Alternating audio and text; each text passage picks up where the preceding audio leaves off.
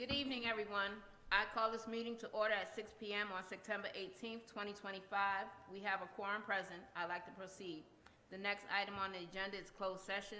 Do we have a motion to enter a closed session? In accordance with 2.2-3711 of the Code of Virginia, I move that the Franklin City School Board enter into a closed session to discuss and evaluate matters related to a non-resident student, governor's school tuition, new hires, supplemental employment, promotions, attendance investigation, closed session infraction, and resignations, terminations pursuant to Virginia Code Section 2.2-3711 Alpha 1 and 2. Do we have a second? Second. For now on, I am going to ask that everyone votes individually because when I am asking if all in favor say aye, not everyone is saying aye. So Kent Grant? Aye. LaShonda Parker? Aye. Reed Harris? Aye. Christina Boone, aye. Bob Reed? Bob Holt. Aye. Bob Holt? Aye. Wadia Bailey? Aye. Any opposed? Any abstentions? We are now in closed session.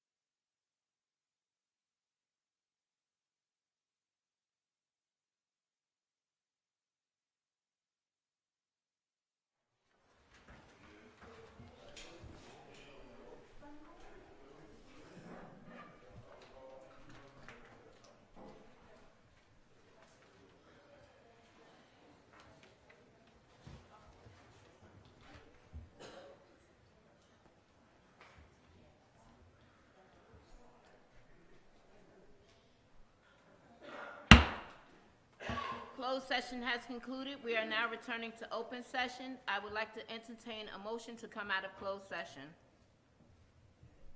I move that the school board, having been in closed session pursuant to a proper motion, come out of closed session. Second.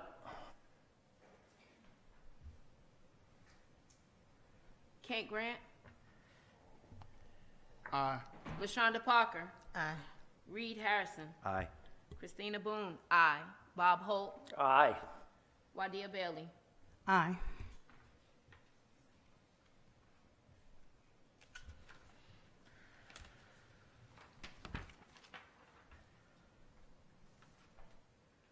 Certification from the board. Do we have a motion for certification? Oh, sorry. Do we have an approval of the agenda? I move to approve the agenda. I second it. Kent Grant, Aye. LaShonda Parker, Aye. Bob, Reed Harrison, Aye. Christina Boone, aye. Bob Holt, Aye. Wadia Bailey. Aye. Do we have a motion for certification? Whereas the Franklin City School Board has convened a closed meeting on this date pursuant to an affirmative recorded vote and in accordance with the provisions of the Virginia Freedom of Information Act, and whereas Section 2.2-3712 Delta of the Code of Virginia requires a certification by this school board that such closed meeting was conducted in conformity with Virginia law, and now therefore be it resolved that the Franklin City School Board hereby certifies that, to the best of each member's knowledge, 1, only public business matters lawfully exempted by Virginia law were discussed in the closed meeting to which this certification applies, and 2, only such public business matters as were identified in the motion convening the closed meeting were heard, discussed, or considered. Second. Kent Grant, Aye. LaShonda Parker, Aye. Reed Harrison, Aye. Christina Boone, aye. Bob Holt, Aye. Wadia Bailey. Aye.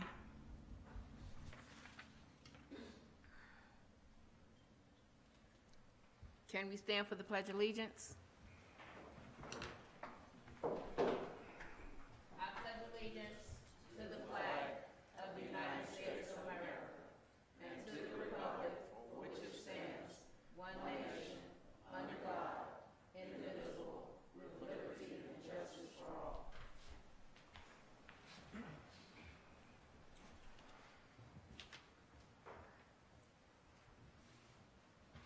Ms. Davis, roll call.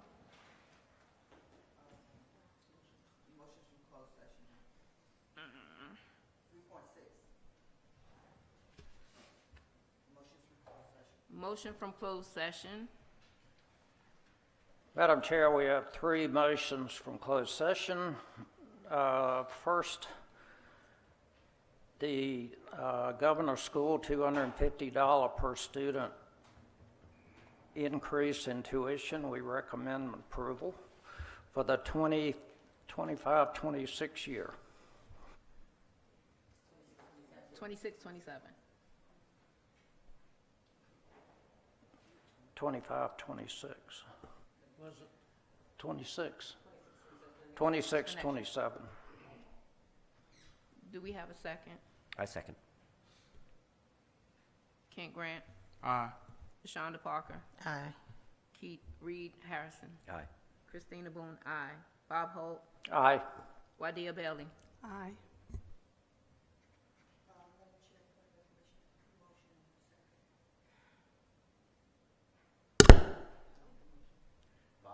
Bob made the motion. And Parker seconded. Madam Chair, also I move that we approve a personnel agenda of meeting item 21 and 22. Do we have a second? Second. Kent Grant, Aye. LaShonda Parker, Aye. Reed Harrison, Aye. aye. Bob Holt, Aye. Wadia Bailey. Aye. Madam Chair, in the last motion, I move that we deny non-resident student application as presented. Do we have a second? Second. Kent Grant, Aye. LaShonda Parker, Aye. Reed Harrison. Aye. Aye. Bob Hope. Aye. Wadia Bailey. Aye. Superintendent's report. Roll call. Oh, now it's roll call. Dr. Harrison, Here. Mr. Grant, Here. Ms. Parker, Here. Ms. Boone, Here. Mr. Holt, Here. Mrs. Bailey, Here. Dr. Carter, Here.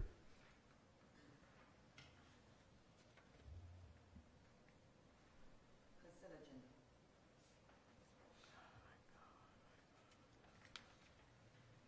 It's front to back. So you read it front to back?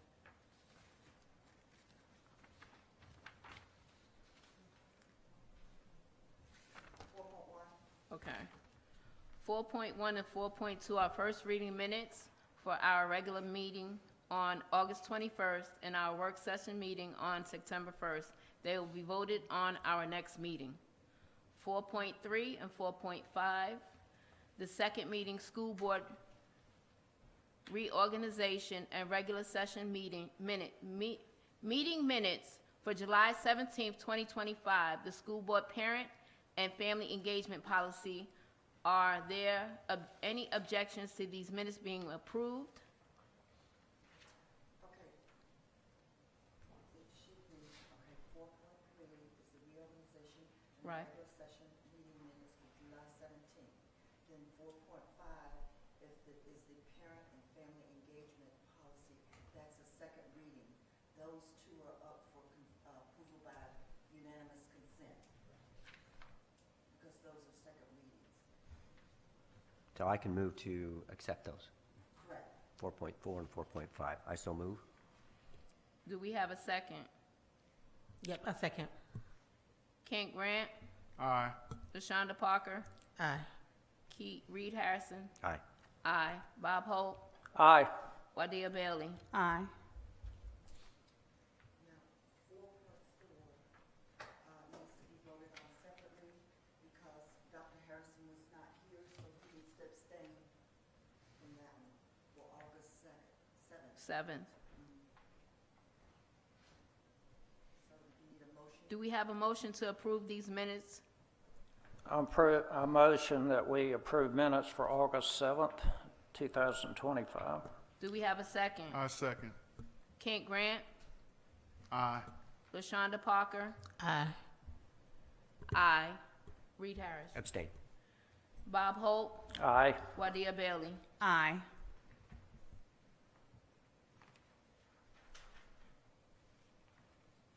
And now we have the superintendent's report. Ms. Morrison?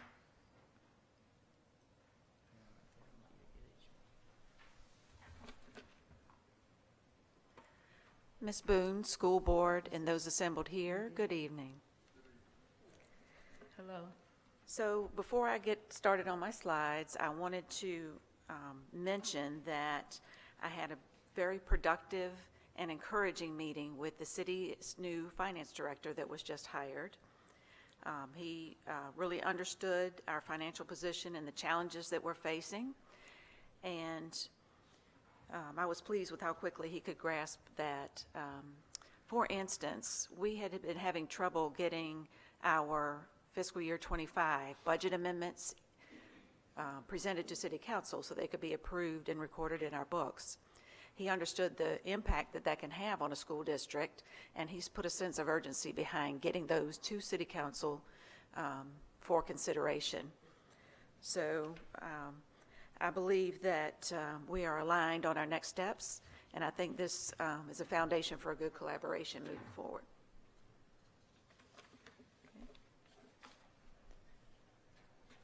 I also wanted to give a quick audit update. Our audit for the school activity funds is complete, and there were no significant concerns noted. As far as the division audit, we are currently gathering the requested items for their visit on October 2nd, and I will be working with the new city finance director to obtain all of the items that our auditors will need from the city's financials. Quick question. What is, in the school activity fund, how is that different than other funds? We practice school-based budgeting, meaning that we, twice a year, give the schools an allocation of funding that they can use for instructional materials and supplies, et cetera. And they are held accountable for that allocation of funds. And that is different from the central office controlled purchase order setup, so that school would have their own purchase orders for those funds. Thank you. This is where we start our August with our general fund. 2 months gone by means 16% of the year has gone by. And we have collected 15% of our general fund revenues, and we have expended 14% of our expenditures for the year. I believe I mentioned last month we had some initial startup costs that we had to incur to prepare for the school year. Next slide.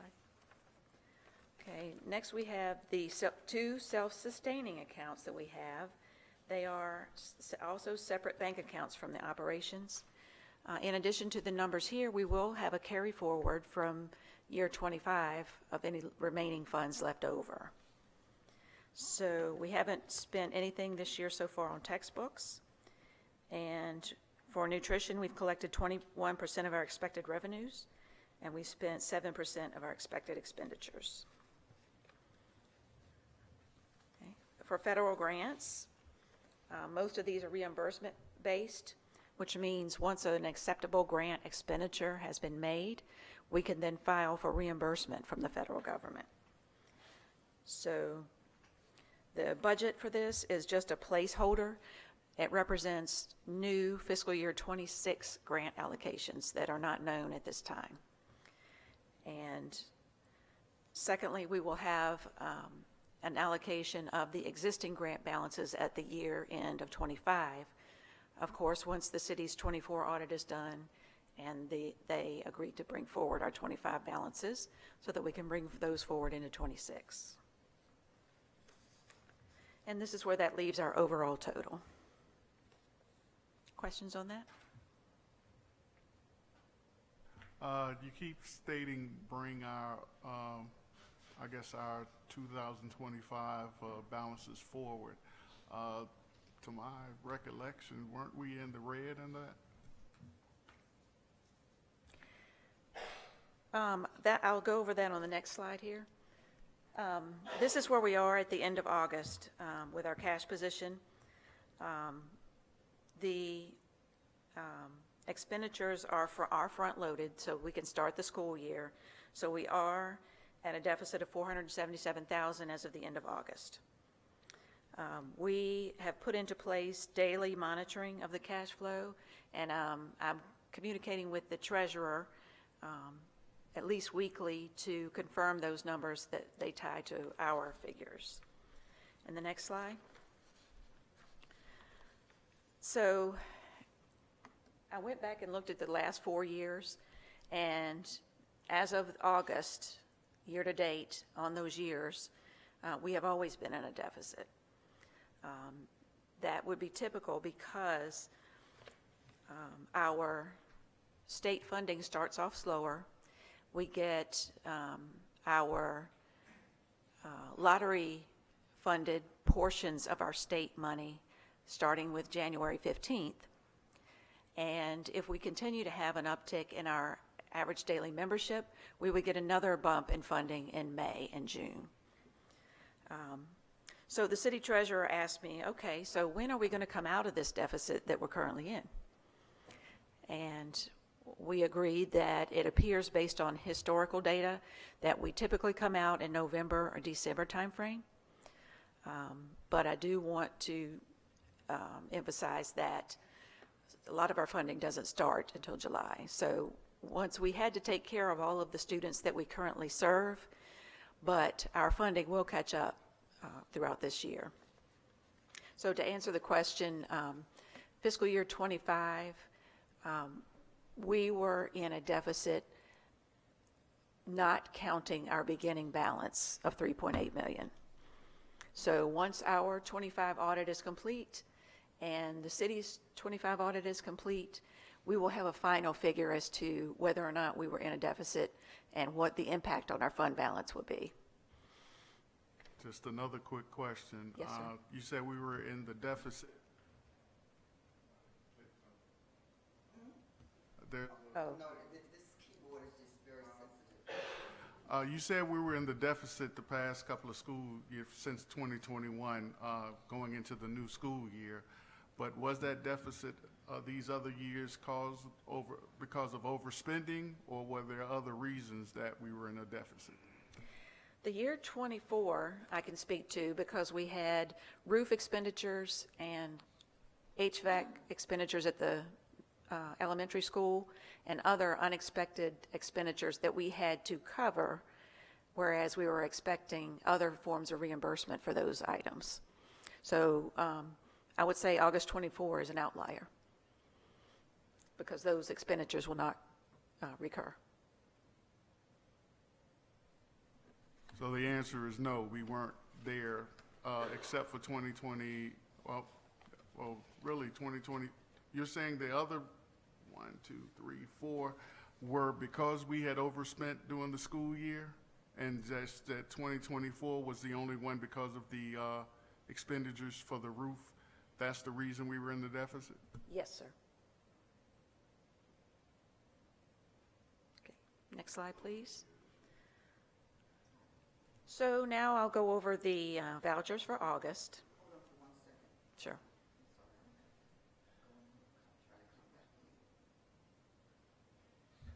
So let me help understand this a little bit more. So we always are showing a deficit in August. That's a common trend.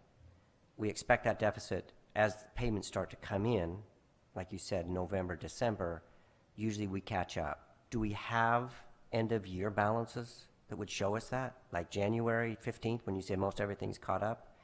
Do we have anything that would show in the past where we started in August and then where we ended in December or January? I have that data, but I don't have it with me today. Okay, because that would something I'd like to see. Because Okay. that would help me say, okay, yeah, we've got a trend, we're in deficit, but by November, December, we're not overspending, we're actually, hopefully, in the black at that point. Yes. So if we could get that, that would be great. And Thank our you. records agree with the treasurer's records. So the treasurer and I were sort of in agreement that that was the trend. So I will get that data out to the school board. Thank you. Okay, so the vouchers, the first page is our cafeteria vouchers. It's a little bit low because we haven't started paying the September invoices yet.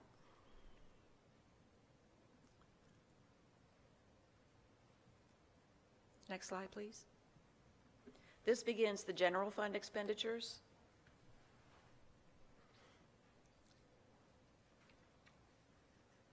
And I will entertain any questions on these as we go through them.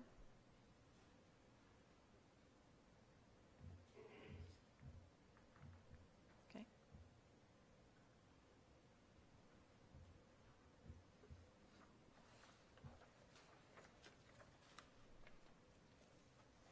Okay.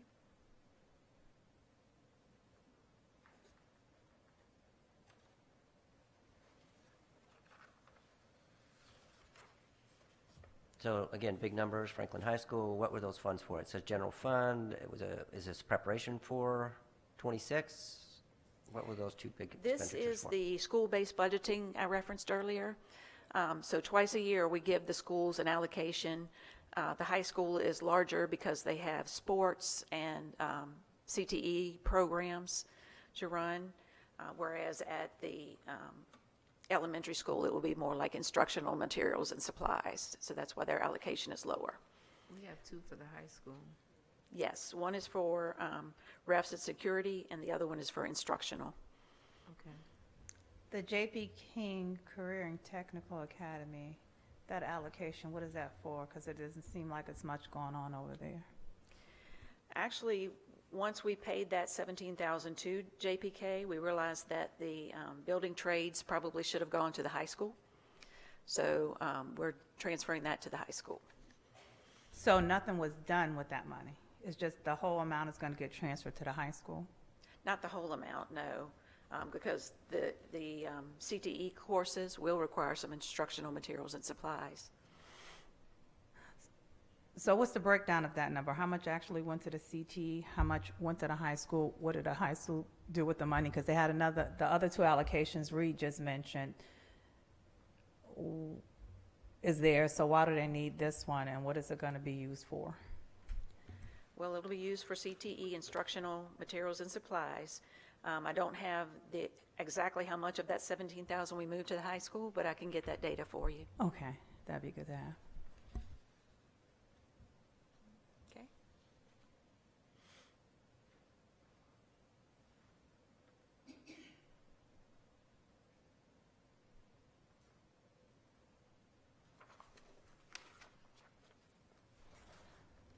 One of the, could you go back to the other screen?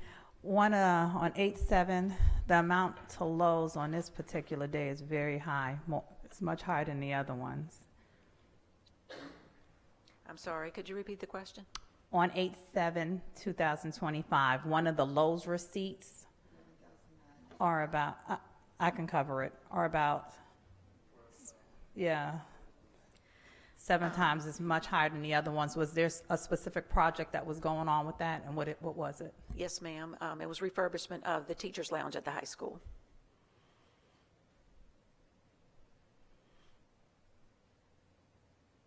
Okay.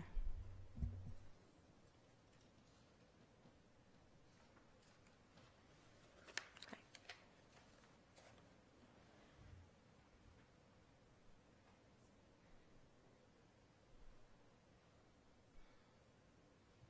All right.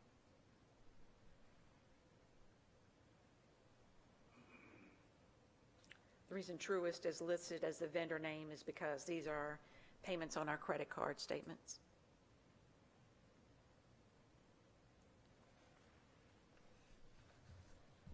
What's the VAST conference, and who goes to that? The VAST conference, I want to say that is Virginia Association of School Superintendents. And so I would imagine the superintendent attended. Yes, it's a part of my contract that I attend 3 conferences a year for professional development. Was it just you who attended, Dr. Carter? Yes, ma'am. Okay. No extra family?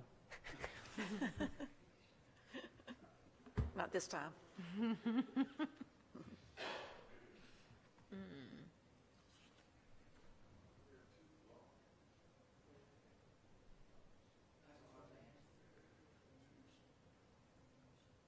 The last two lodging. One was for the DCJS training that went along with accepting the grant, and the other one was for Handle with Care training that several people went to. So the DCJS training was training that our pending security officer attended, and the Okay. Handle with Care training was training for 4 staff members to receive training on restraint and seclusion in Richmond. Thank you. All right, next slide.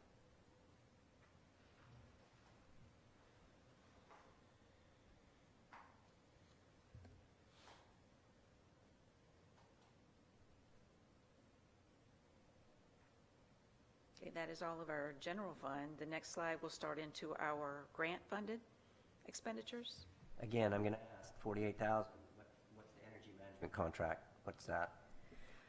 In 2013, the management contracted with an energy management company, and the theory was that if we invested in this energy management, energy-saving equipment, that would save on our electricity bill. So every quarter, we have this payment to Truist to cover that contract. Okay, so it was a loan we took out, basically. Is it like a loan that we got through Truist, and then that's just a payment for that energy? What Yes, is, sir. I mean, we don't have solar on the roof, so what is that actually going to? I mean, is it it's a management? Is it actually the electrical bill? How does that go? Dr. Harrison, so I wasn't here when the work was done, but I'm tracking the quarterly payments that Ms. Morrison is referencing. And those payments have increased since 2013 each quarter. So we will complete the payment for that project at is the project? That is one of the things that I brought to Dr. Carter, just so that we could track what those expenses were leading up to the end of the 29 calendar year. What is the project? I guess what we're asking though is what is it actually, how is What it is the actually project? benefiting the school division? I mean, what is it actually it? doing for the school division? So I was honestly, Mr. Grant, I'm leery of energy saving programs. My experience in my prior division and here in Franklin is that they sound really, really good, but I have not realized the cost savings with these programs.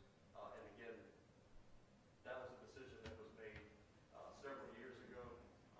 So it's definitely something to consider before we enter into an agreement like that in the future.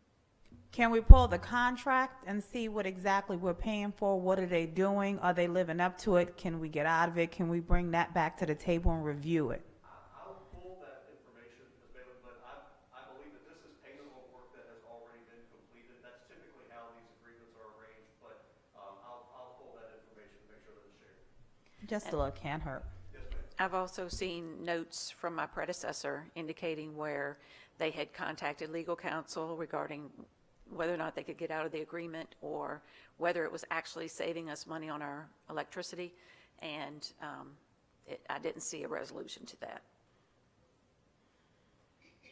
So inside of that contract, would it actually state what it is done, or?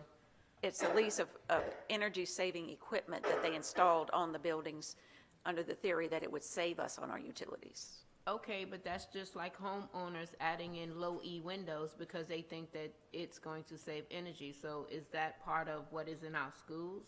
I'll need to see what was included in that. Okay, okay, Thank you. thank you. I know you said it's a quarterly figure. What was the yearly figure we paid last year? It would Average. It would be about 47,000 times 4. 47,000 times 4, and we've been doing this since 2013, and we'll continue to 229? Yes, ma'am. All right. Yeah, I'd love to see that, actually. I mean, I just know in teaching in the schools, they had these monitors, you know, so the kids can turn the things up. I'm sure that was probably something like that.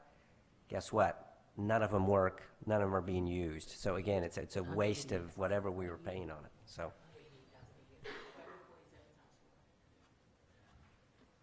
Okay. All right, the next slide starts the grant expenditures.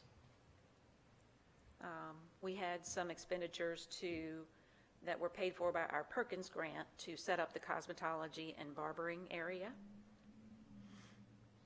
That was things like timer, cabinets, disinfectant, hairdryer chairs, tables, and it was all funded by Perkins. Wait, can you go to the slide before that? Because it said resurfacing a gym floor. Was that done in the elementary school or the high school? The high It was school. on the high school. In the high school? Okay. And Dr. Walter's presentation, he's included photographs of that and a description of the actual coating that we put on it. Okay.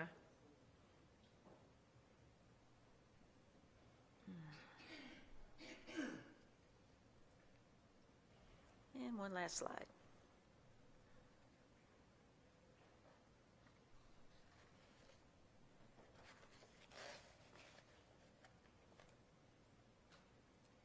The all-in tutoring services, Dr. Carter, the 11,000, does that have something to do with the tutoring in SB Morton? What is that? The Yeah, that was 11,000. part of our school improvement grant, Okay. and so that is expiring. And anything I left out, Ms. Tompkins?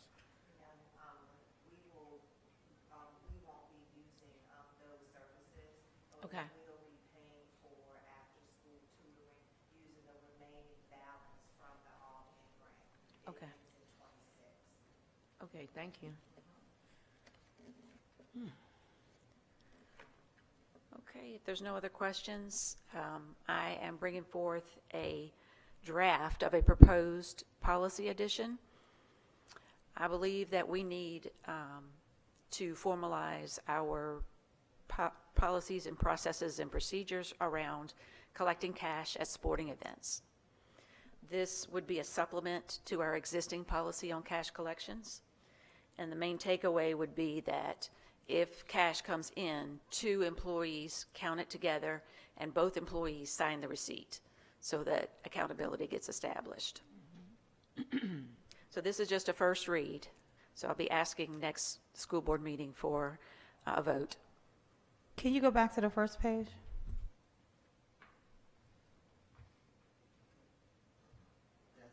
Whoa.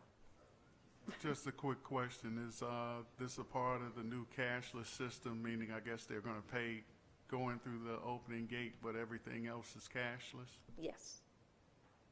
But they open the gate, but it's also going to be cashless, right? Yes. Everything should be on no credit, right? That's my understanding.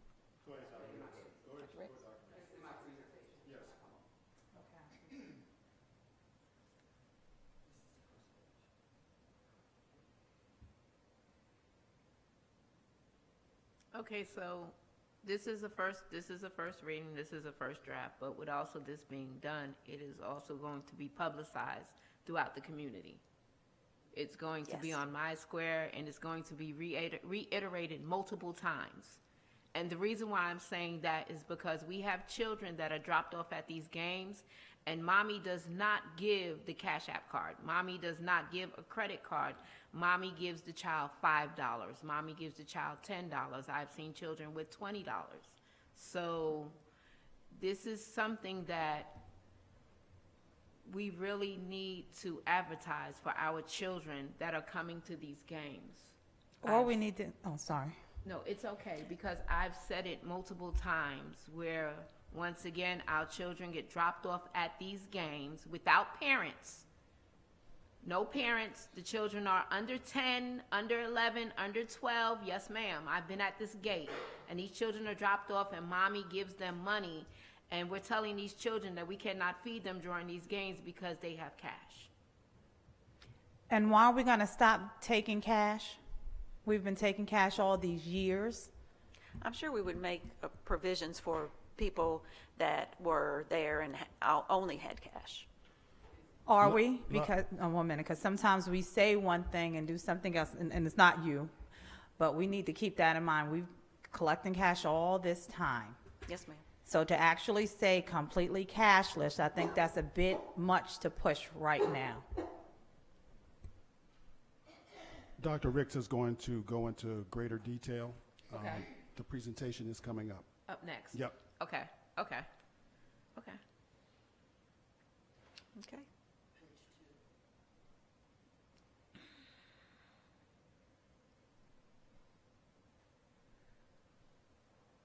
So we are going to have inventory taken before each game at the concession stand and everything, so we can, Dr. Ricks, I'll wait. Because I had questions about that too. Concessions wait. are ran by the boosters. Yes. Just quickly, if we are going to that cashless system, where would cash be taken? I mean, because tickets and all of that are going to be ordered online. Where is cash going to be taken that we Dr. need? Ricks is going to, I'll have to defer to Dr. Ricks. yeah, Dr. She's Ricks gonna is going give to more answer all detail. those questions to us. Any other questions? No, ma'am. Thank I don't. you. Thank you.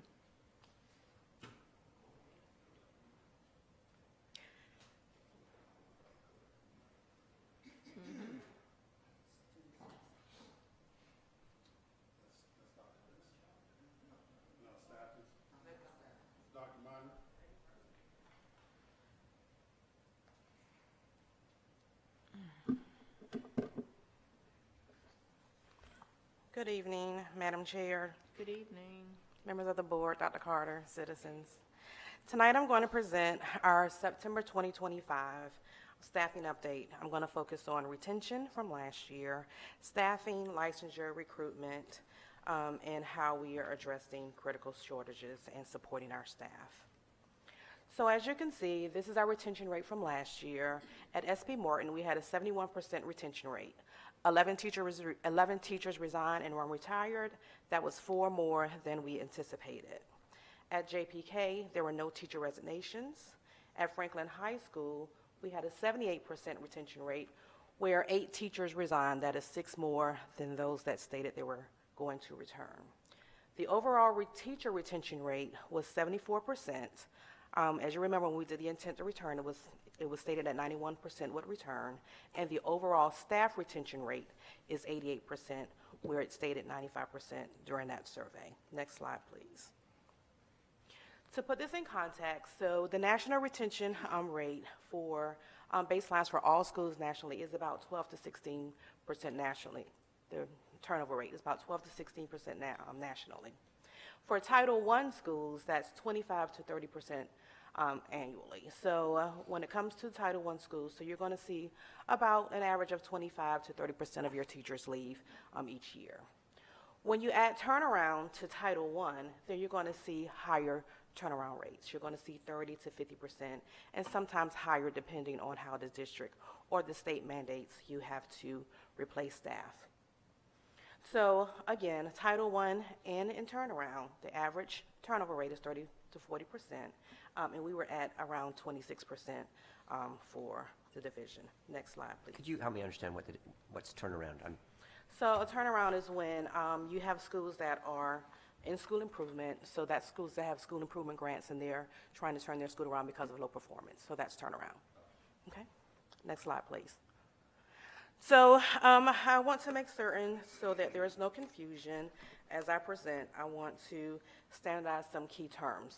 When I say that someone has a valid license, I'm talking about someone that has a renewable license, a provisional license, a locally restricted license, a 1-year local license, and an I-Teach license. All licenses are issued in accordance with VDOE regulations. When I say reciprocity, that is a teacher that already holds a license, a valid license in another state. They have moved here, and we are seeking their license through reciprocal recognition. If I say we have an I-Teach associate teacher, or I'm talking about I-Teach, that is a career switcher that holds a bachelor's degree. They're working towards become fully licensed while receiving structured support through the I-Teach Career Switcher program. When you're online and you see there's a general application posting, that means there is definitely a current vacancy that needs to be immediately filled. If you see applicant pool, that means I have posted something, there is no current vacancy.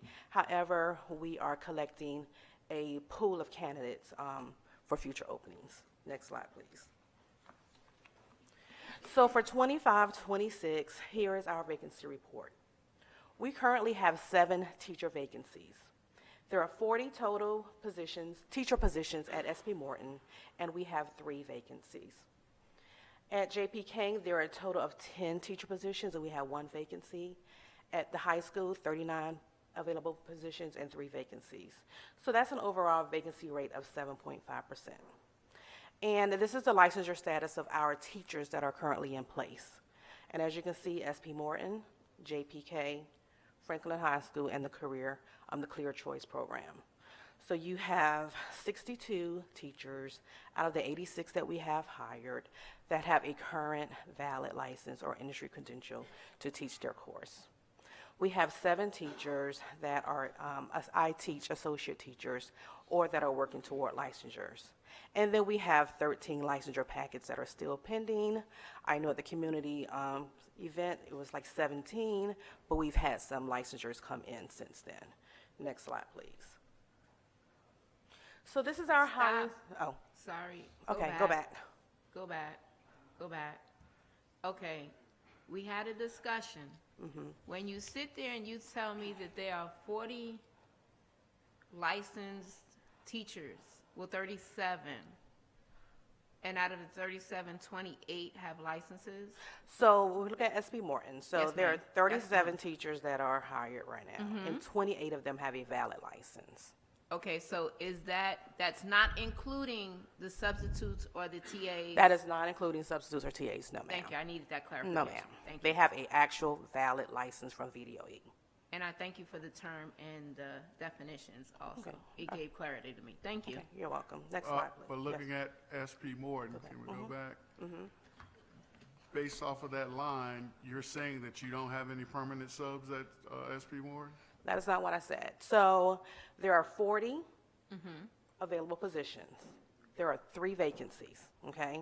So that means we have 37 teachers that are hired, okay? So there are 3 vacancies, and I'll get into the permanent subs in the next slide. So there are 3, well, there are 2 right now, Okay. okay? So our hiring staff by department, so there are no vacancies at the moment for the departments below. You will always see the custodial department, we are always hiring for subs, and the applicant pool is always posted. Same for substitute, teacher assistants, and the transportation department. Next slide. So this is the 3-year staffing trend, and I will present this for each school. As you can see on the far left for the 23-24 school year, this is the end of the school year, and then for the 24-25, that's the end of the school year, and then the first row is for beginning of 24-25 school year.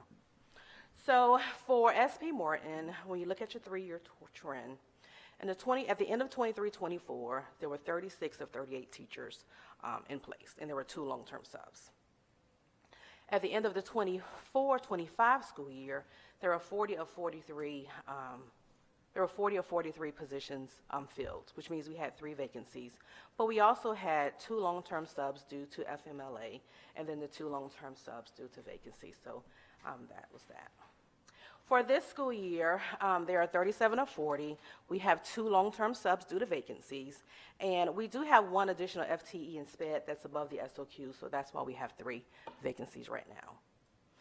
For SP Morton for this year, so that's the number of teachers that we have based on our allocations. I love you for your acronyms. I know, I but can't help yes, it. Yeah. FTE, So once again. full-time equivalent, so the number of Okay. teachers that we can have Okay. based on our Okay. allocations. Okay. So for this year, right now, as it stands, of the 37, 21 have a renewable license, so that means they are fully licensed, they've met all the requirements to have a renewable license every 10 years. We have 5 teachers that have a provisional license, so Video East has given them 3 years to get their provisional license. We have 2 teachers that are on a local license, and we have 6 pending packets. And then we have 3 that are in the iTeach program at this moment. Next slide, please.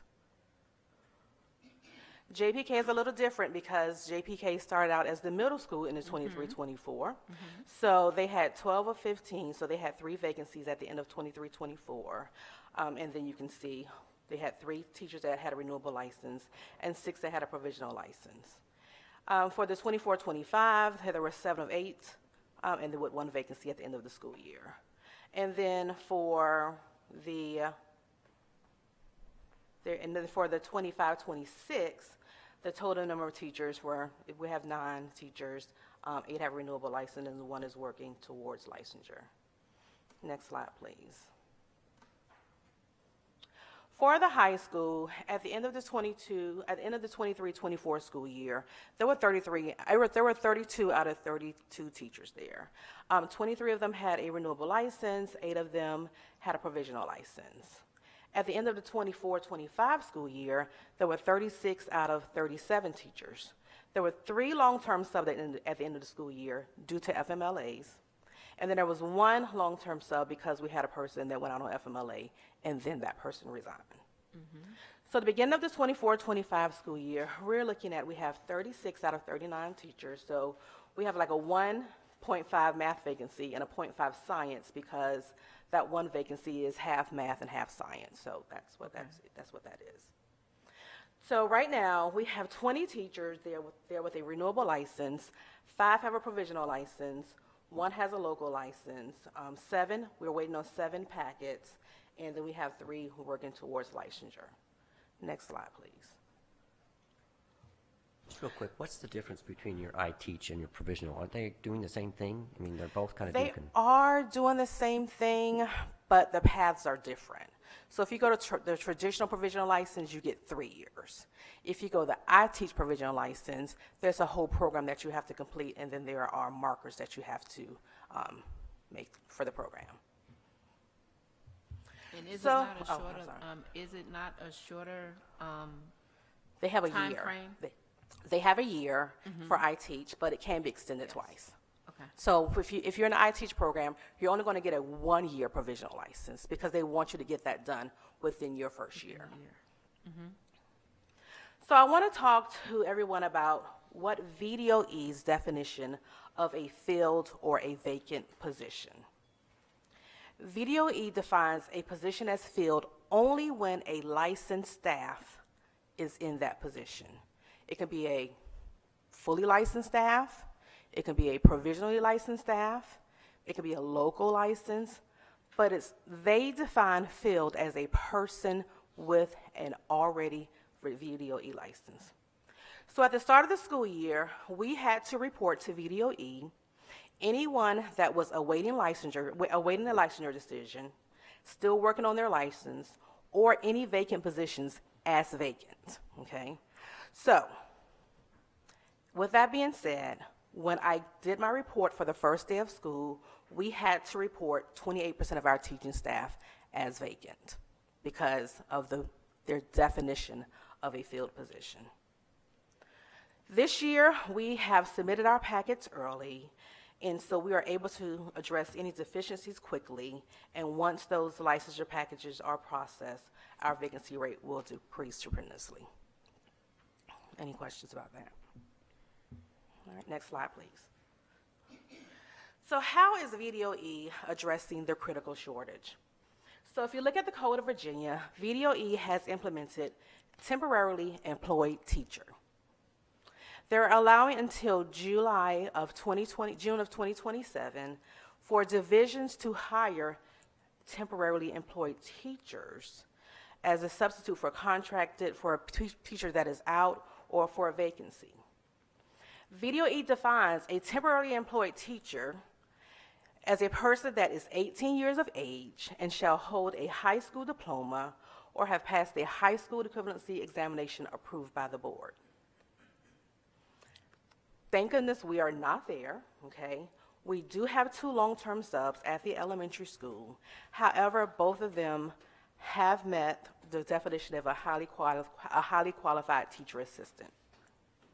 At the high school, we have a blended learning approach for our physics class and 3 geometry students that will not be taking the SOLs, and they're supported by a licensed teacher and curriculum specialist. Question. Yes, ma'am. 2 long-term subs meet the Title I definition of highly qualified. What is that? So the definition of highly qualified is an individual that has at a minimum 48 credit hours or has passed the parapro examination. But not to be confused with the term that VDOE has given of a temporarily employed teacher. Not to be confused. So for divisions that are having a really serious issue with getting their students in, this is what VDOE has approved for divisions to actually employ a highly qualified teacher, 18 years of age, high school diploma, or have passed a high school equivalency examination approved by the board. So that is a substitute. That's like I said, yeah, that's a substitute. And then the long-term sub is the Title I definition of highly qualified. So no, so that's not the definition. So we have 2 long-term subs. We didn't just go out and get someone that has a high school diploma. They meet the definition of highly qualified. They have passed the parapro examination. And they also had, so one person, she had 2 years of long-term sub experience, and another one had a half a year of long-term sub experience. And we have their evaluations and everything that states this. We have their tests. We have their test scores. Okay. I have another question, Dr. Minor, because I'm feeling like molasses in the wintertime slow. So, all right, so we shall hold a high school diploma or have passed a high school equivalency examination approved by the board. That last part, what exactly is that if it's not a high school diploma? What are we talking about? So based on VDOE, okay, what if the board has approved a high school equivalency exam like the GED for students to graduate, as long as they hold one or the other, they can be a temporarily employed teacher. Oh, okay, thank you. Next slide, please. I have added the Code of Virginia here for your reference so that you can go and read the Code of Virginia in this legislation in its entirety. Next slide, please. So here are the other VDOE initiatives and what they're doing to help divisions with the critical teacher shortage. VDOE is now allowing divisions to receive one-year local licenses for 5% of their FTE. For us, that's 4. So let's just say a school division had 100 teachers. Then they could have 5 locally licensed teachers. In order to get a local license, you would need to at least have a bachelor's degree and the support of the school division to actually teach in that division. And it's a one-year license. VDOE is also offering grants up to $10,000 to support teachers completing iTeach. They're offering grants for certain STEM positions that divisions still had open after July 1st. So for that math and that science position, if we have someone that we hire between July 1st and there's a date in November, then they qualify for a grant. And they're also offering various recruitment, licensure support, and grow your own offered grants through VDOE. Next slide. Are we offering any of these to our current long-term subs or any of that? Do any of them find this interesting to actually go into do They're that? more the teachers, right? Yes. We are. So we have offered the grants to the $10,000 iTeach grant. So those are teachers that pay for the iTeach themselves, so we have offered that to them as well. I do career plans with our substitutes. I started that last year to try and see what are your long-term goals when it comes to education. So we did get 2 of our subs to take the Parapro this year over the summer, and 1 did last week in order to become highly qualified. So we are working with them and we are using the grants for that purpose. Okay. Next slide, please.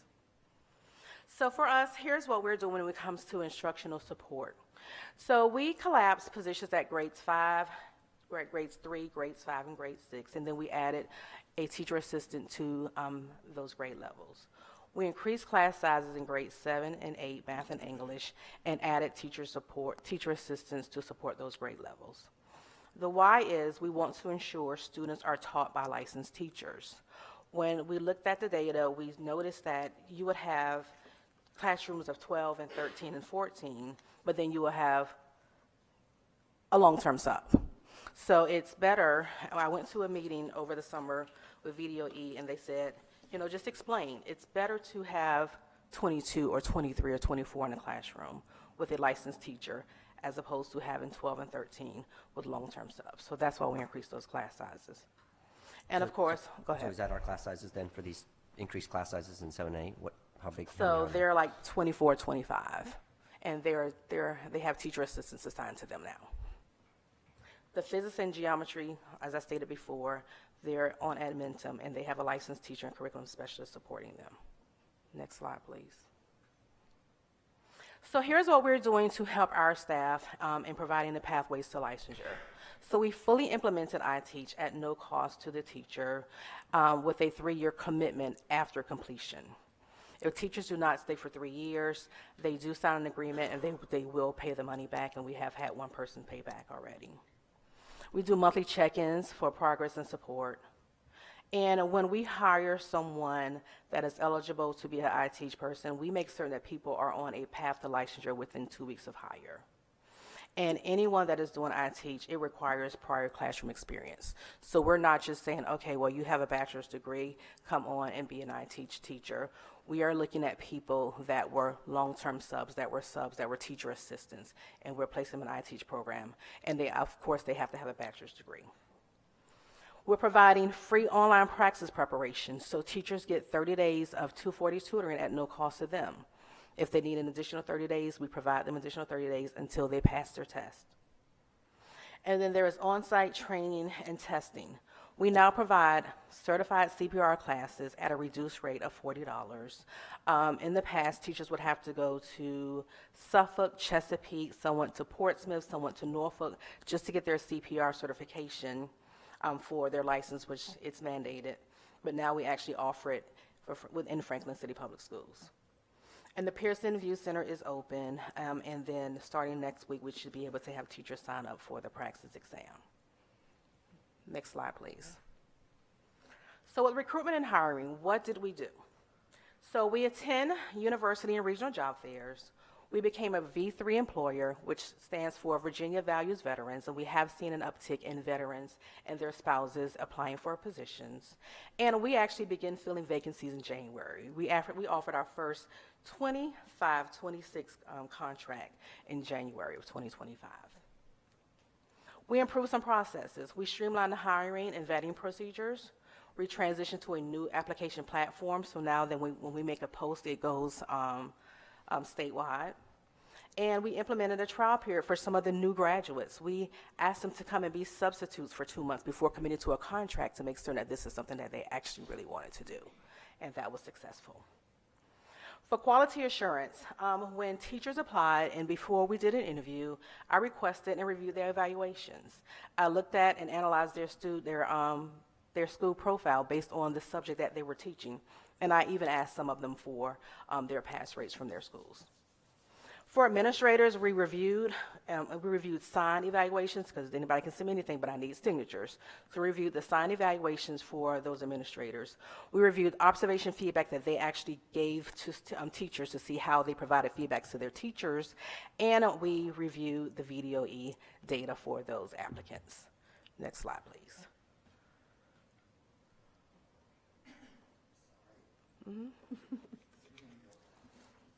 Are there any questions? Dr. Minor, how's the trial period going? Are you finding that, I think you said it was successful, but like, are we getting a lot of people coming in for that to try to just like, this isn't for me? So it really depends on when we do the interview, and I'm like, I don't know, so let's make sure that this is what you want to do. So the two that we did, it actually worked out for them. And so we hired 2 individuals that were new graduates, and we had them do substituting from May through June, and then they actually came into some things over the summer as well.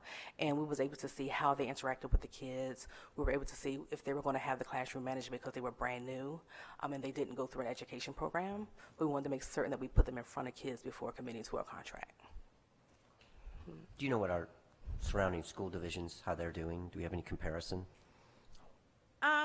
So when I look at the school divisions, I know that when I spoke with one neighbor, and when I don't want to put any names out there, they said they had 40 positions available. Another division said they had 36 positions available. I had, like one of my friends that is a principal at a school, she had 8 positions available. So everyone has, it is a critical shortage, and a lot of divisions are reducing their allocations as well for funding purposes. Okay. All right, thank you.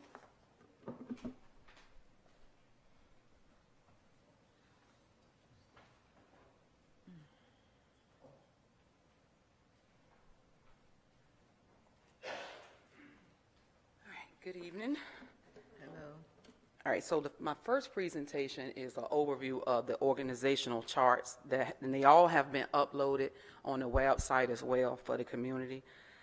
So our first one here starts, of course, with Dr. Carter and overall the team of positions here that Dr. Carter provides evaluations for.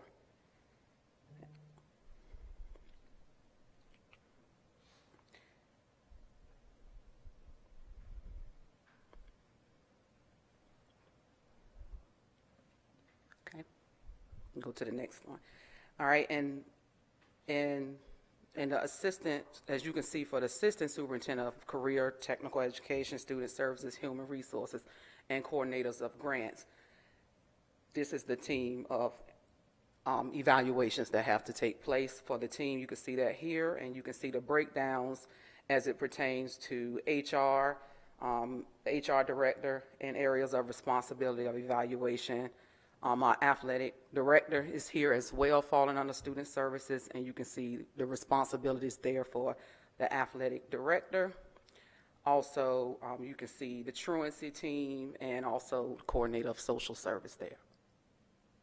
And that's my office and everything that falls in that category.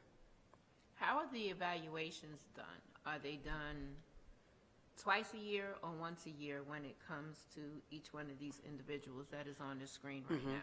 Each one of these individuals on this screen are given a self-assessment at the beginning of the year, and they also are given a goals form, a pre-goal meeting, which I set up with each one of them based on this data for that department.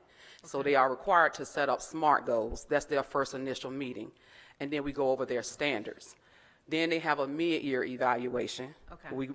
We go back and revisit the goals, and we go back and see if we need to add anything else. They know that they're responsible for different artifacts and collecting evidence during that mid-year. It's where they present their portfolio, whether it's electronic or at times we'll give them the opportunity to bring it in a binder in person. And also they receive a summative at the end of the year. And with that summative, we give them feedback. Some may go on an improvement plan, or some may not be recommended to return. It's just depending on how that evaluation is played out. Okay. So everyone here receives that evaluation. Okay. At that mid-report or the mid-evaluation, what are the techniques you use to try to improve those that may be lacking a little? Well, it depends on what the areas of lacking. For the student services or HR, it may be attending a specific professional development.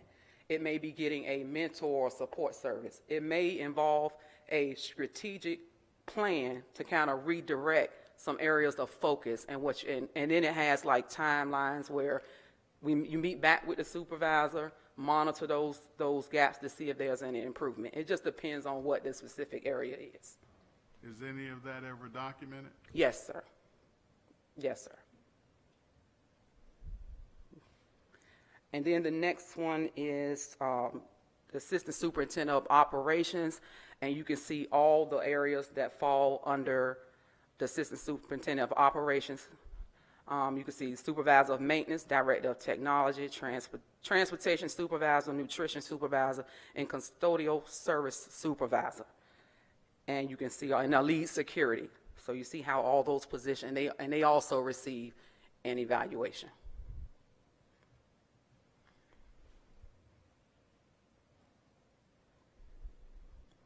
And then we have our Chief Academic Officer, where you see the Director of Testing falls under that position, Director of Exceptional Education. We have a Coordinator of Testing and Gifted and Talented Services, Curriculum and Instruction Administrative Assistant, and then you can see the Curriculum Specialist for all the core content falls under that as well, under that position, and receive those evaluations.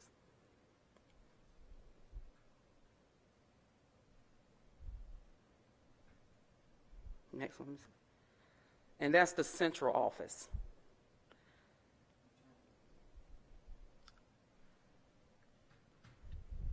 And all of these here are in central office. Yes, all of these are connected to central office. Well, they may be housed at, like the curriculum specialists are housed in the school. Yes, yes, Okay. they may be housed different places, but they all fall under Ms. Tompkins' evaluation Okay. and her evaluation process. All right.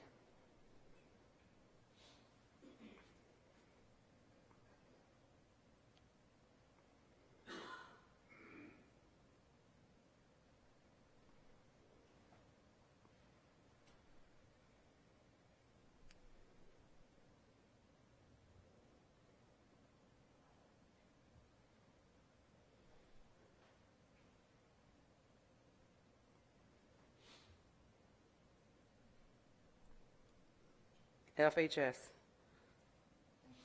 All right. All right, so here is the organizational chart for FHS. We allow the principals to go in and make the decision and determine who will be evaluating who and how those things will be, those evaluation processes will be broke down and who's under who. So Dr. Hunter, the principal, submitted his evaluation, his organizational chart for the high school, and this is what's in place and how each assistant principal have a role and who they are responsible with in terms of evaluating. And also you can see the dean of students and all the things that fall under the dean of students.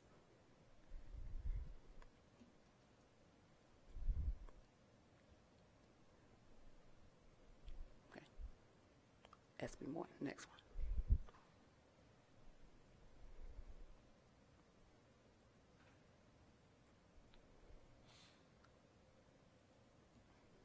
CTE. There we go. All right, and here's our CTE.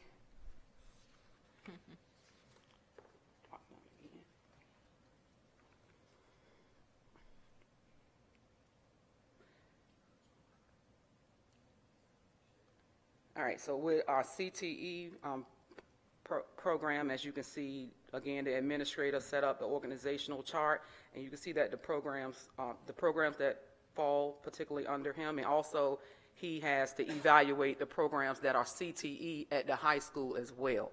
So that's why you see all those programs linked to him as the CTE administrator, including the JROTC programs. And those are the staff that's there in terms of operations, the secretary, and also Dr. Elliott, who's a coordinator and supports over there as well.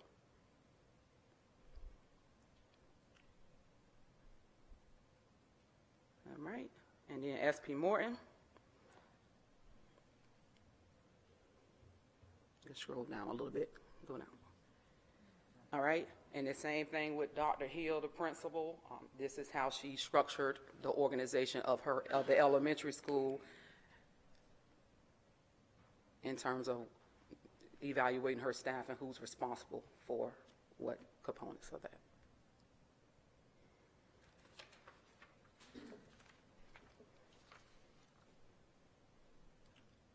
Okay, and I will also add that we also have an organizational chart for the Clear Choice program.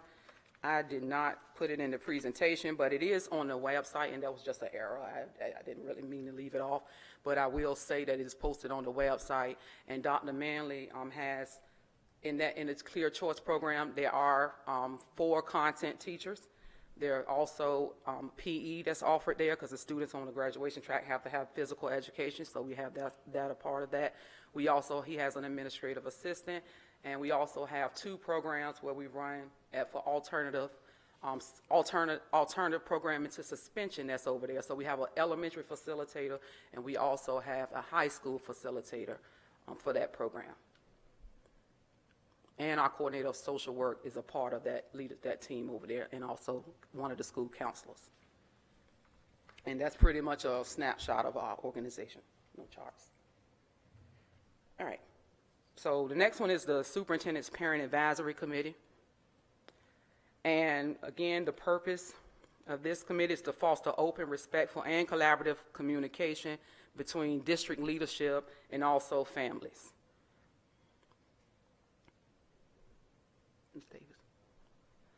All right, so we started out with the kickoff with the parent to promote their parent advisory, and that was the 2 events that we had in August, which we had parents to come out, and we gave the parents a voice to be able to share information and concerns. And those were productive meetings that we had where we gathered a host of feedback and was able to answer questions for our parents.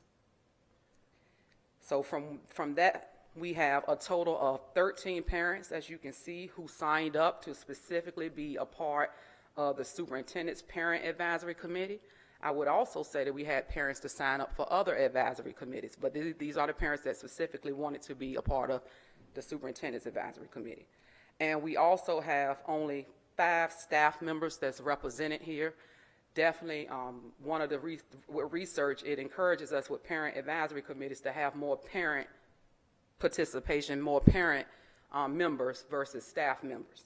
So if anything needs to be taken back to, essential staff, we will make sure, the 5 of us will make sure that that information is carried to those specific departments. But this is absolutely a spot for parents to have a voice. Next slide.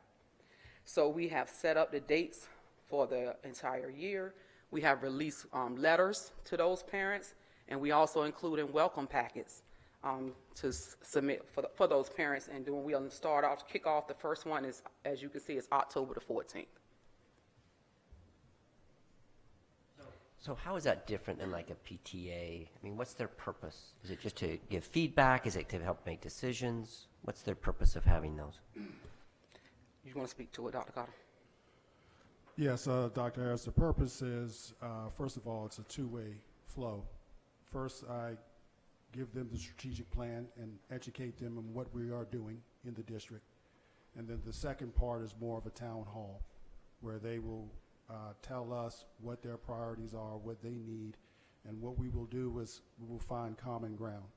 And then with that common ground, we will figure out how we can work on some initiatives, roughly 2 to 3 at max, and then we will work together as a community to get those initiatives out. They will act as liaisons to other parents and getting that information out, bringing it back, and we will just continue to work. So that's the purpose. The purpose is getting their feedback consistently and finding common ground and moving 2 or 3 initiatives a year. Just a quick question, Dr. Carter. I know that it's the superintendent's parent advisory, but did you ever consider making it the superintendent's parent/community advisory committee? And the reason I say that is because I was on one of these committees with Bayside High School in Virginia Beach, and we invited community members in as well, especially business owners, that could actually help us to, stimulate or to move our children in a direction where they could get mentoring in these different businesses as well. And it doesn't hurt that they can actually, make contributions to whatever programs you have running already. Well, yes, that's when we have the other committees that some have signed up for. That's like the CTE advisory committee. That's when they come in with businesses and the partnership. That's one that Ms. Bailey is on that one. So that's one. We also have the adult literacy and the GED program, and one where parents can be involved in if their kids are going on that track. We also have special education advisory committee, and we also have at each school level now, community and parent engagement committees. Excuse me. Including PTA. Can you go back to that board with the name on it? Because I want to address what you just asked. There are 2 names up here that do not have children in our schools that I know personally. So just to let you know, they're part of the community. If you guys didn't know, but there are 2 names up here that do not. Their children have graduated from our schools, and I know them. So they're part of the community. That's not just parenting advisory committee. Just wanted to let you know. I was more so talking like business Yeah. people and stuff like that. Thank you for letting me know. What's the next slide? All right, and this is coming soon. So from those committees branched off the students, the Superintendent Student Advisory Council. And this is going to be very interesting because we are actually, our family engagement supporting a criteria, putting certain criteria in place, and we're recruiting students from upper elementary through 12th grade. So we're working on that plan now. Mr. Creekmer, who is a fresh administrator over our CTE programs, will be the sponsor for this particular opportunity, and we will have a student, a junior or a senior that's going through a criteria for, going through a certain application criteria. I'm going to have a committee, going to select a student, a junior or senior student to lead this opportunity. So more information to come in specific details once we finish.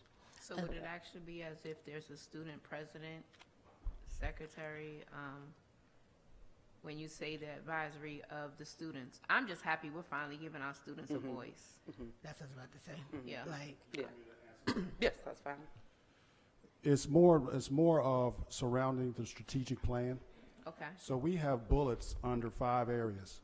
Yes. And we've asked the administrators, we've asked our central office, we're even going to ask our parents, and now we're going to ask our students, did we meet this goal? Yes or no? And if we didn't, why? And they're going to come to the board 4 times a year. Once a quarter, you will hear from the students of whether we are meeting the mark or not, because we never hear from our clients, which is our students. So we need to hear from them, and we need to know what the adults are doing. And if they're not meeting the mark, they will tell us. Well, they definitely will. We had they did the mission statement for the strategic did. plan. They said we came up with something, and they were like, "You failed. That's not it." And then I'm not. And they said we failed, and then they came up with it ourselves. If you haven't seen the mission statement for Franklin, look at it.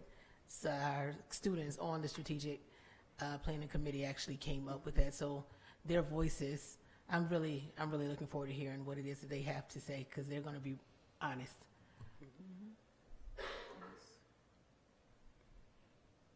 And that's it for that one, Ms. Davis. And my final one.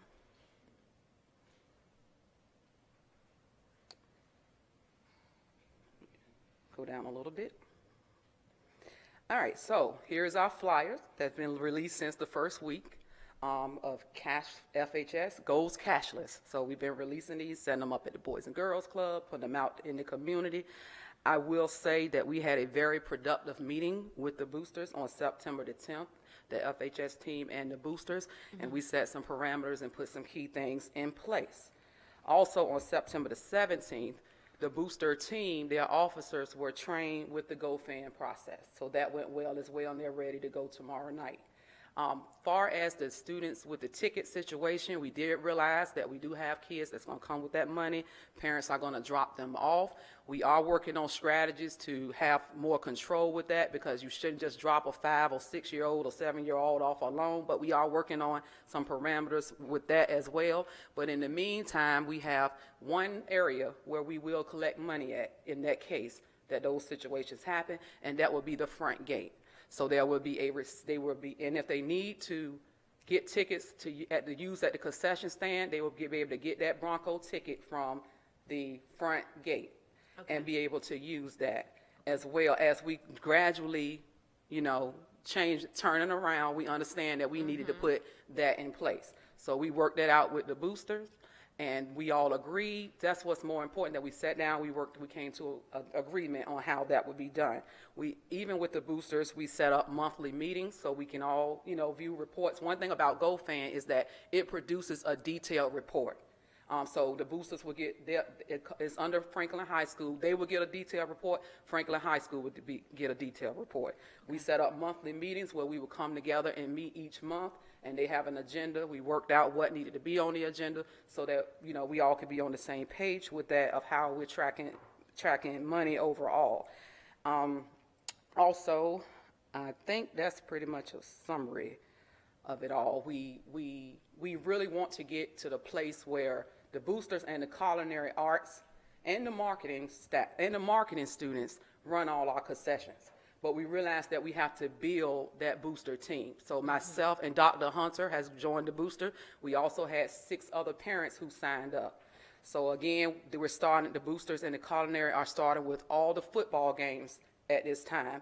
And we eventually want to remove the AD from any concessions and let it be the boosters, the culinary, and the marketing. So, because we want to get to a place where the boosters handle the banquet that they used to handle for the division, for the sports.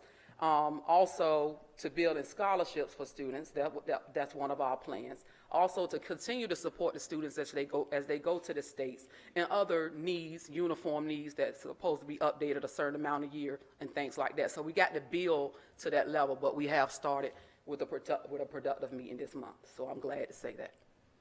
And we're going to be advertising, putting these flyers out every week to keep promoting cashless. Thank you. Mm-hmm. So one of the concerns was, I know in the past, some of the separate sports were kind of in charge of gathering that cash, and then that was used for their individual sport. I know, like the Christmas tournament that the basketball team had, that was kind of a money maker, or a way to make money for the team. And how's this money being distributed? Is it all going to the boosters, and then the boosters distribute it back to us? How does that all get figured out in the end?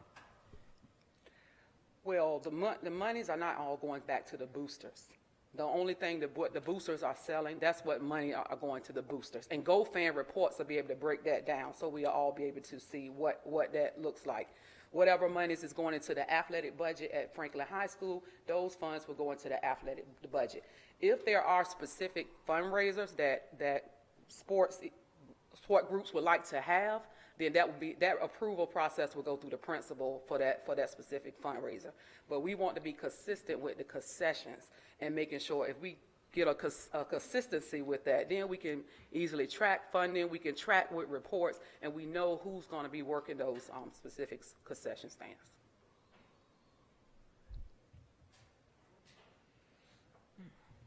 Well, and just so you know, most all other schools are doing this. Yes, I mean, yes. I've been to Brunswick, multiple Greensboro. wrestling tournaments, and it's all cashless. So this is the standard. All right. That's it. Thank you. Madam Chair, that concludes the superintendent. Sorry, Dr. Walters. Yes? No? Yes, I remember you. Yes. Good evening, Madam Chair, members of the board. Thank you for hanging in there this evening. So for our operations report, a few things that I want to highlight. Let's start with the awning for Mod C. We are in the process of getting quotes. I will say that we have received one quote for a metal awning that matches what we currently have for Mod A and Mod B. And that quote was approximately $40,000. We have received another one since this presentation was developed, which is even higher than that. So the policy is requiring that based on the cost of this project, we receive multiple bids for this. And so our maintenance supervisor has been diligent in reaching out to contractors, really wanting to partner with local contractors to be able to do this. I could read it. Absolutely. We have really been trying to partner with as many local contractors as possible. And so once we have satisfied the requirements of the policy and once we earmark some funding, we're going to be moving to make this happen.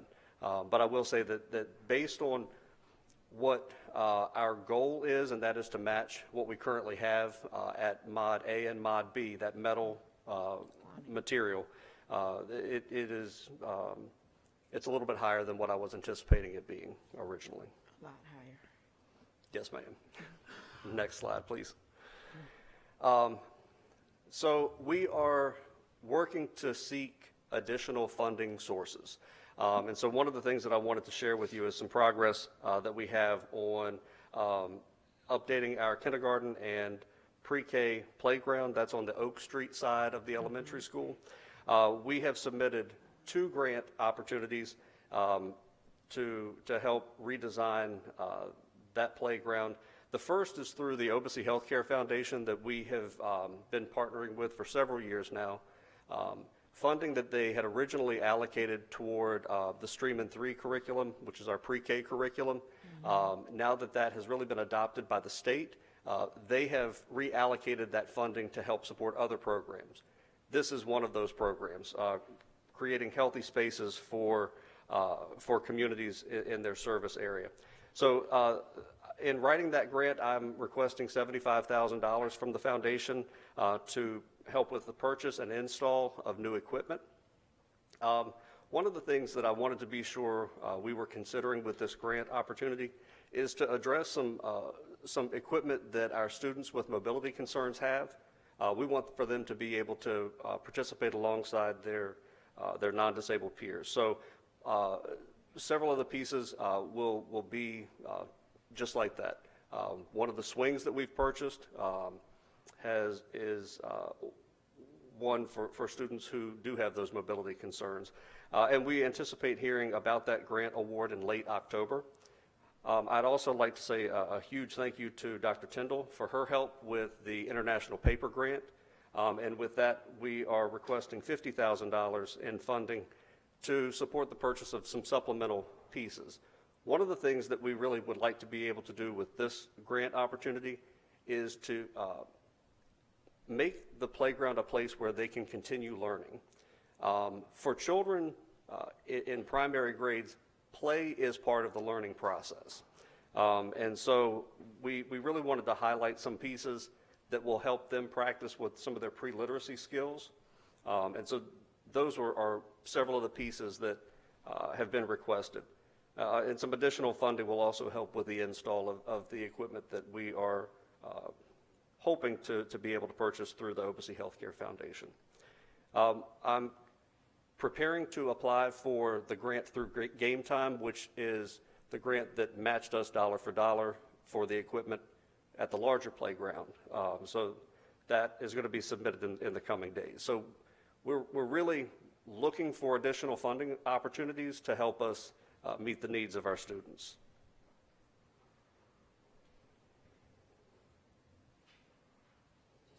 You're good.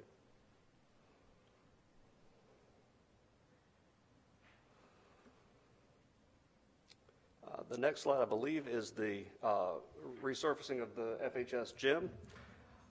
We have been working to get this finished and apply the new logo.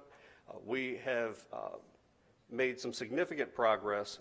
So what you see is much of the initial stencil work that has been painted, including the new logo at center court and Franklin Broncos on each baseline.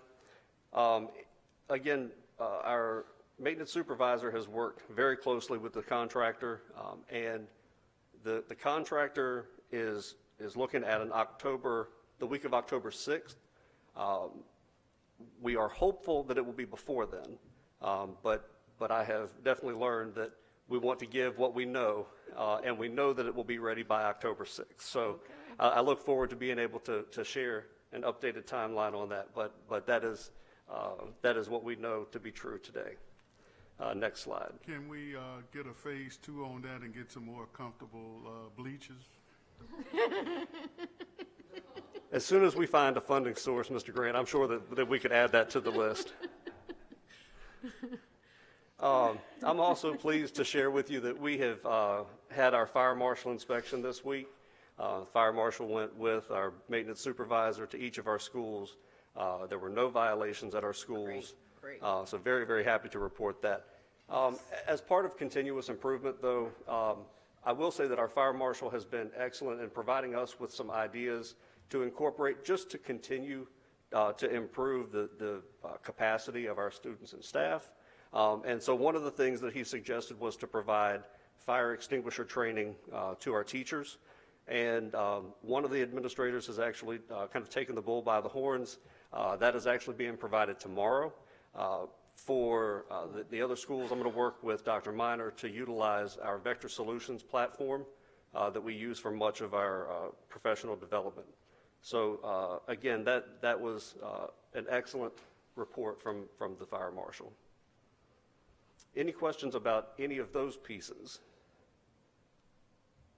So it's a strong possibility that our entire playground will be completed through grant fundings? Is that the goal, or like what are we shooting That for? is the goal. And several of the pieces that are on that pre-K and kindergarten playground, I'll be honest, I'm not sure how old some of those pieces are. And so we recognize the need to seek additional funding sources. Playground equipment is not cheap. And so fortunately there are organizations that support such grants. So we're being as creative as we can in those grant opportunities. Roughly it's about $250,000 per playground.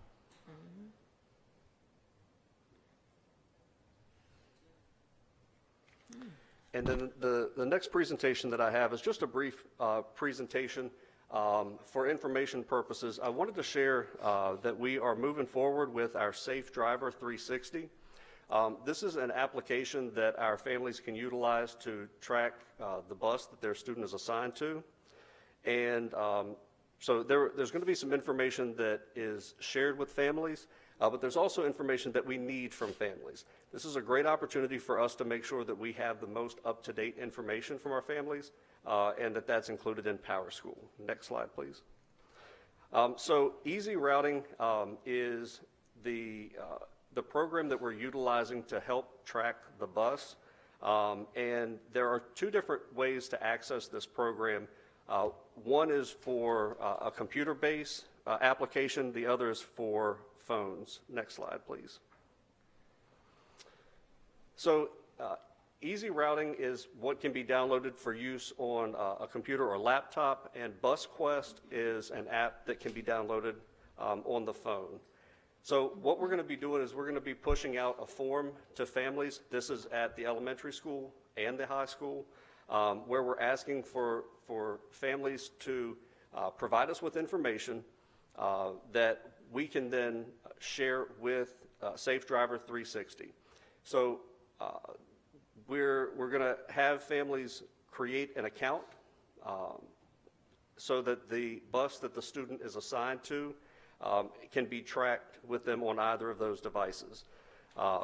There is an agreement that the family has to sign electronically with this particular program, but it will allow families to track students for one address per account. And so we have intentionally waited until the point in the year where changes in transportation have kind of calmed down. We know where our students are going, particularly in the afternoon. Just a quick question. Yes, sir. That's mandatory that they sign up for it? No, but several of our families have shared that they want to be able to know where the bus is in the route. And so this is an option for families who want that information. It's a great option. I just wanted to make sure that if it was mandatory, that you try to provide some training, because all households aren't equal and some people aren't computer Correct. literate. Yes, sir. No, that's a really good point. So the next slide, Ms. Davis. So we're going to be sharing that form next week, and it is available to any FCPS parent or guardian, but it is only, Mr. Grant, to your point, it is only available if you register. And again, we want to make sure that we have updated information in PowerSchool so that we're able to provide accurate information to families. So we are looking to launch this October 1st, and so I'll be excited to share some data that we receive from these forms, how many families are taking advantage of this opportunity, and in the coming meetings. Any questions?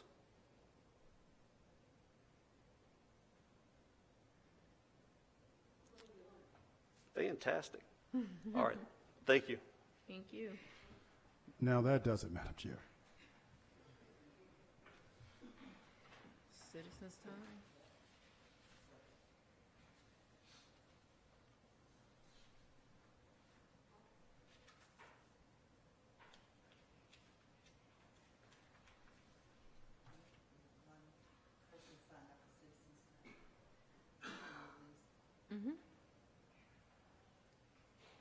Ms. Pamela Lees.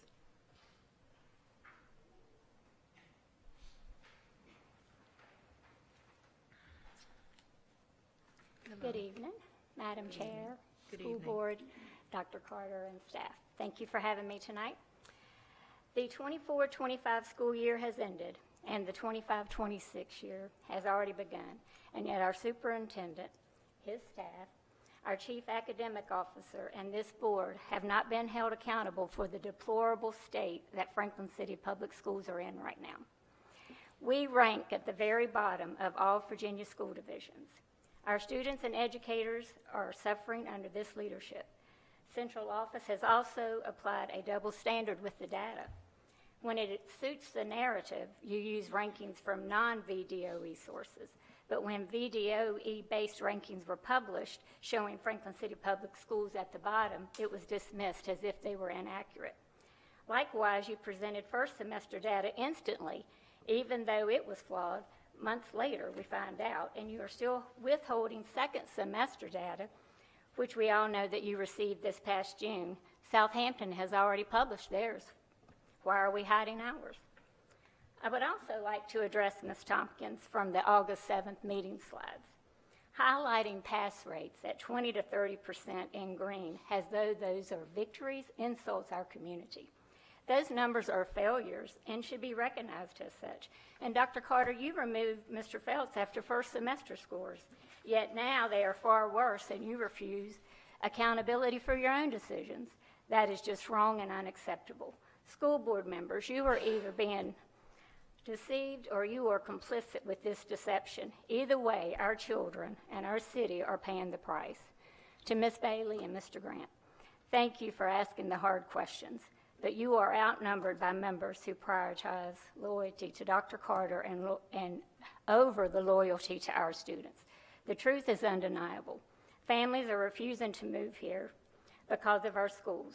Mr. Holt, you remember when people used to move here because of Franklin City Public Schools. Now they are leaving. Those of us who love Franklin will not stay silent. We will not stop until this leadership changes. Our students and our teachers deserve better. Based on the slides provided tonight about CTE, would it be possible that we could get an update maybe at the next meeting on the enrollment of the CTE programs, how many students we have in those? And if you want community and parent engagement, would you please move closed session to the end of your meetings? Thank you.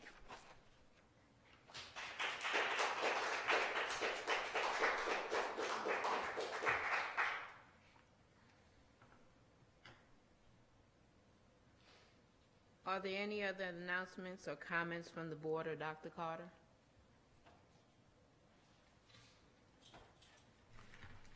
Ms. Tompkins, I believe I did ask if we could try to put together something once the numbers came in to kind of make it community friendly, to kind of explain where we are with the test scores and all of that. Is that something that's being done? As soon as that information is available, it will be presented. What I've presented is what we have at this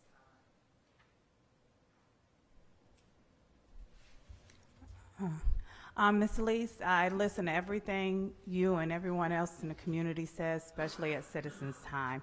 On that note, I have to offer an apology. I made a statement on August 2nd that Ms. Minor stated something to Regina Hill, and it was not Ms. Minor, and that was my mistake. But I do listen to the community. I do want to apologize to Ms. Minor for that. I have spoken to Regina Hill to get the correct person who made the statement to her. So I do want to say I listen to the community, and I do apologize to Ms. Minor, and that statement was made on August 7th. Good night. Excuse me, Dr. Minor.